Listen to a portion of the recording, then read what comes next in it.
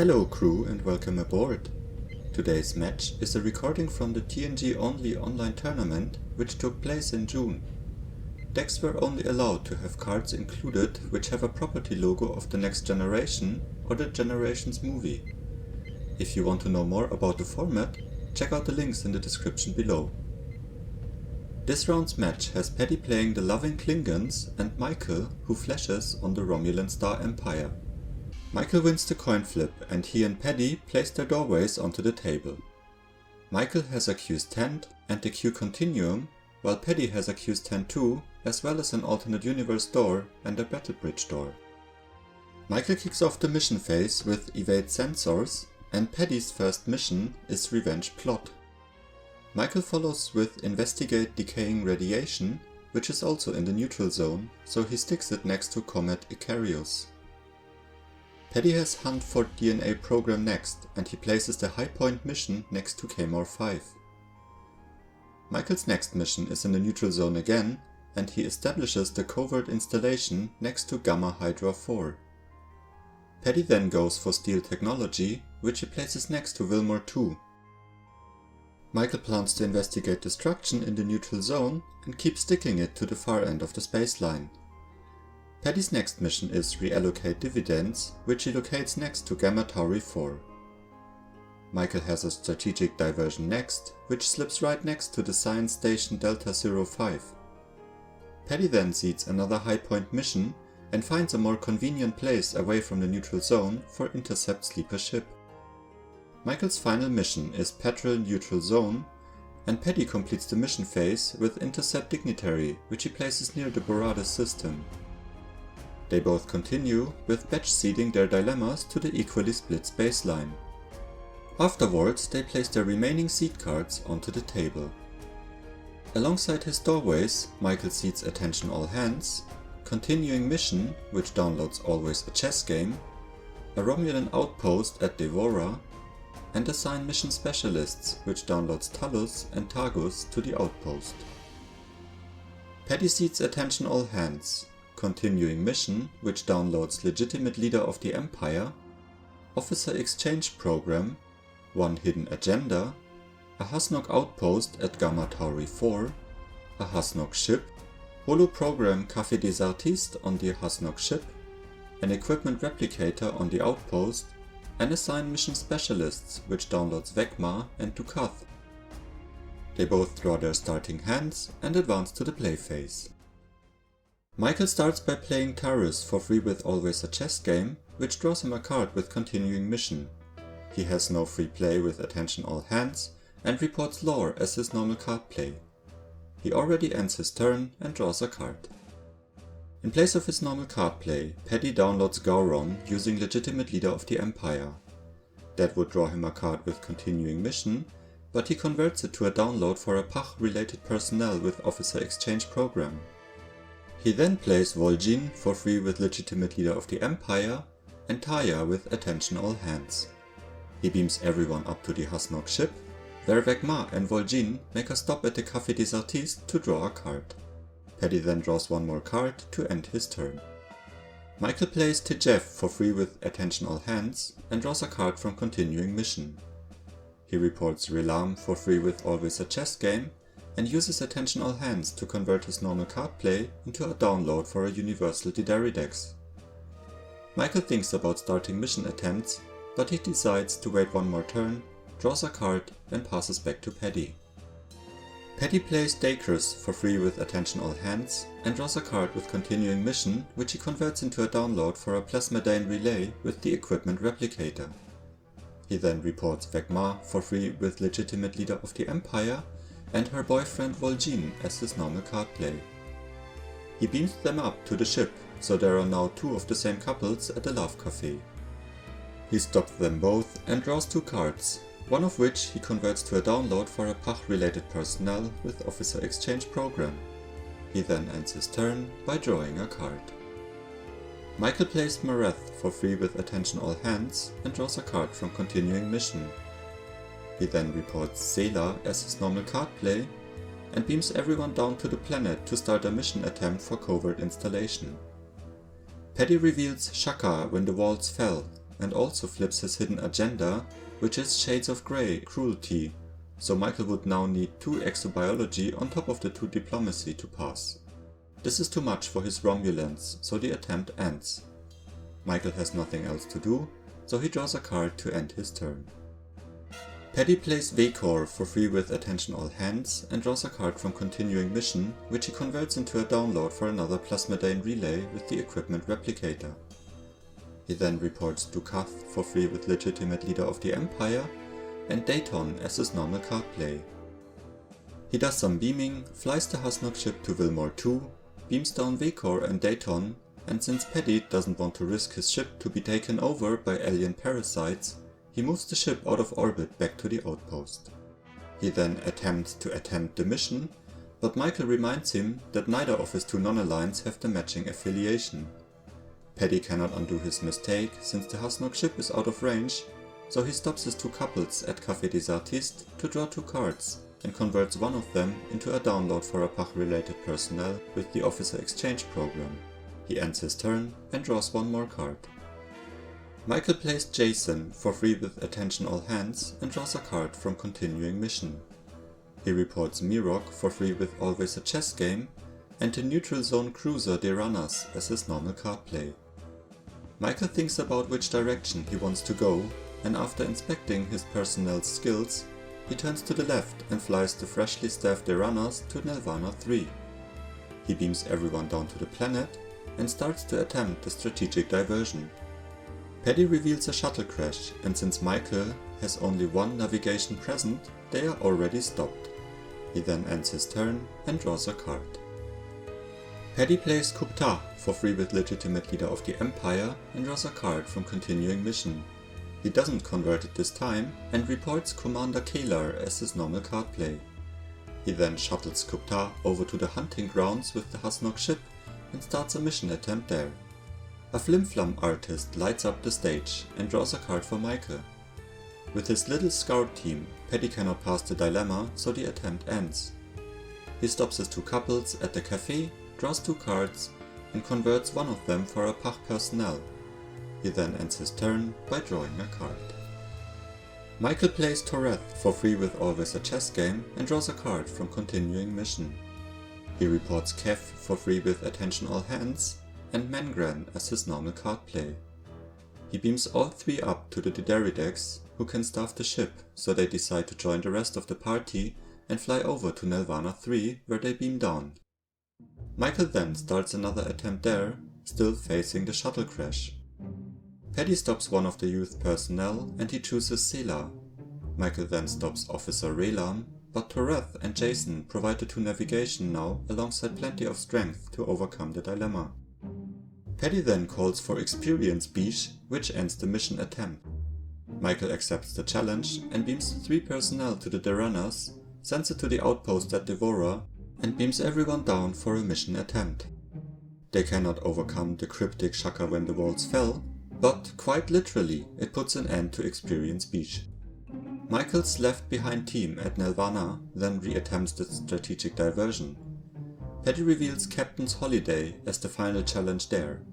With only 1 archaeology among Michael's away team, leisure time in the neutral zone gets extended. Michael ends his turn and draws a card. Paddy plays Togaran for free with Attention All Hands and draws a card from Continuing Mission. He reports another Dukath for free with Legitimate Leader of the Empire and Segov as his normal card play. Paddy then beams everyone up to the ship, flies it to Wilmore 2 and beams a few personnel down to the planet. He starts a mission attempt and Michael draws a card for another flimflam spin.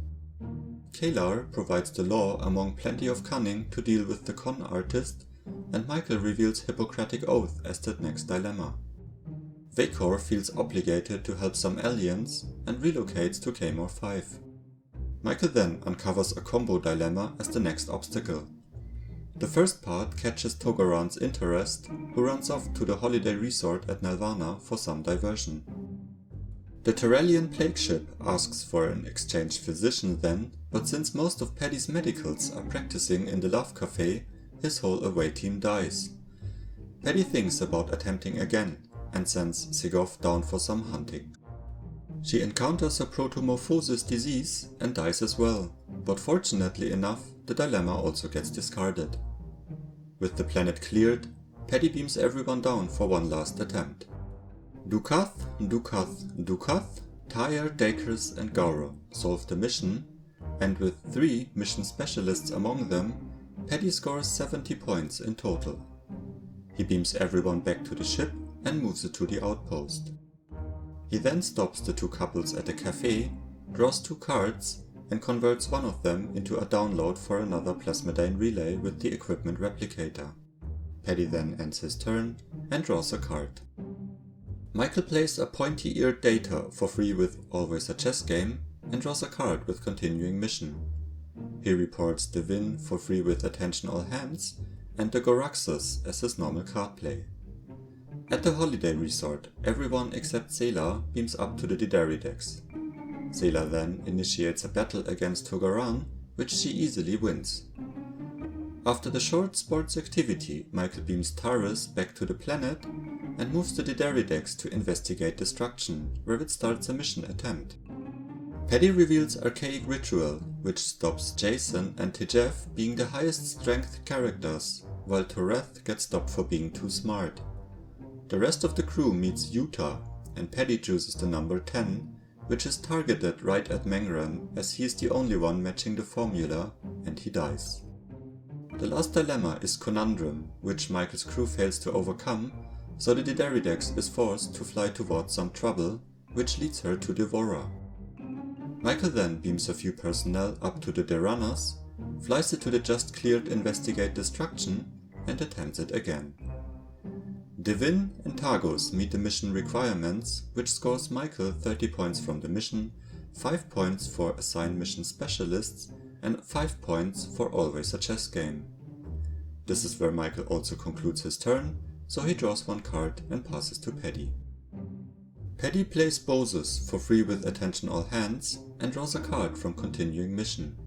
He reports Governor Worf for free with Legitimate Leader of the Empire and downloads a combat vessel in place of his normal card play using Attention All Hands. He then beams his personnel around, moves the combat vessel to intercept Sleeper Ship and attempts the mission. Michael reveals Shuttle Crash, and since any crew member neither has youth nor officer, nobody gets stopped. Governor Worf and Vol'jin provide the 2 navigation, while Paddy's Klingons barely hit the cunning mark with 49. A Q-flash disturbs the crew of 8 personnel, so Michael digs up the according amount of Q cards, which is the exact size of his whole continuum. The first Q encounter is Quandary, which lets Paddy choose Dayton to be brought back to life. Vecma then is randomly discarded, and Paddy loses 5 points. Mandarin Bailiff then selects Dukath, and since Paddy doesn't want to lose more points, he lets him get captured.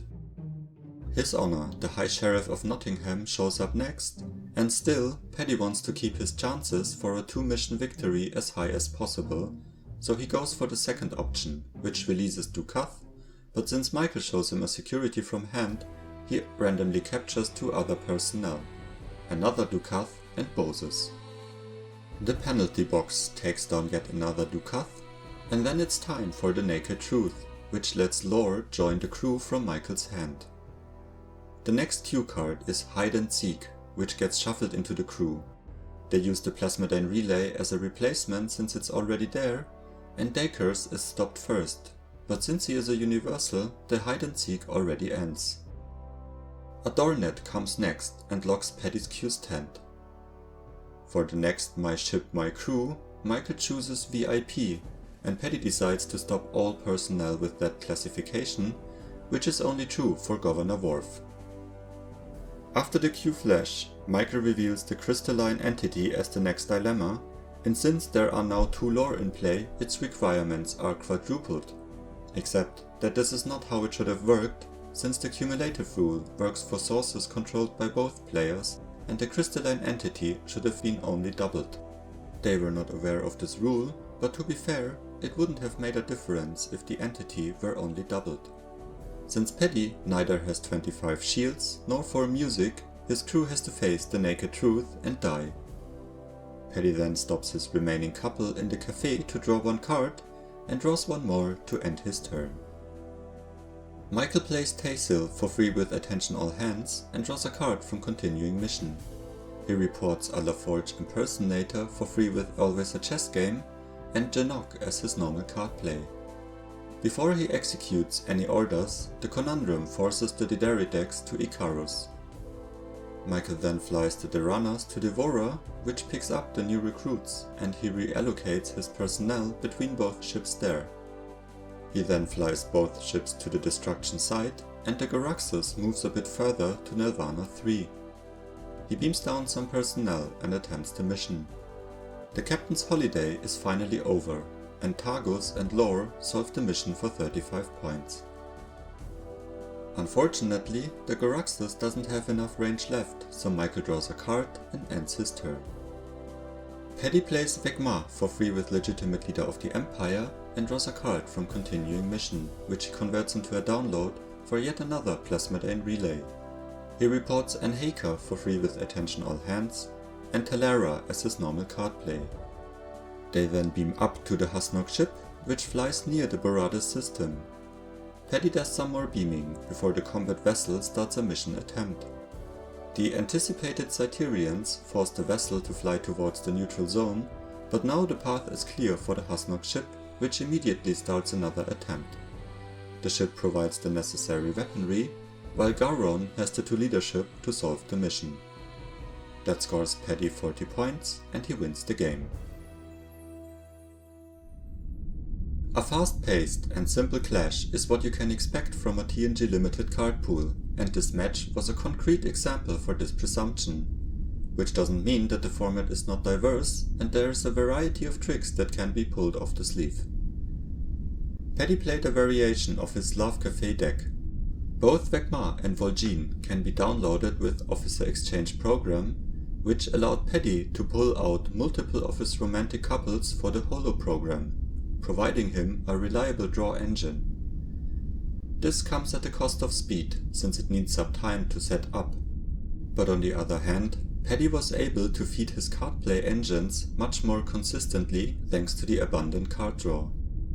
Michael's draw deck seemed a bit more straightforward, except of course the inclusion of multiple copies of Lore.